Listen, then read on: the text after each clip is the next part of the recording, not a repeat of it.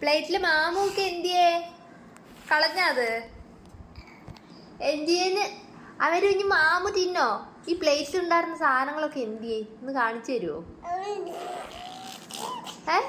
ഇതെന്നെ ഇവിടെ യുദ്ധം കഴിഞ്ഞോ?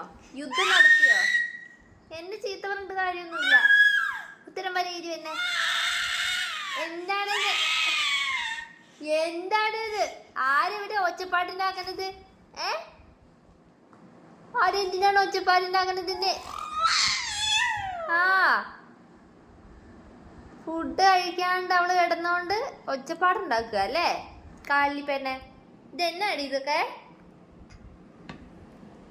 വായലൊരു തുള്ളി പോലും പോയിട്ടില്ലല്ലോ, മൊത്തം അതിലാണല്ലോ ഉള്ളത്.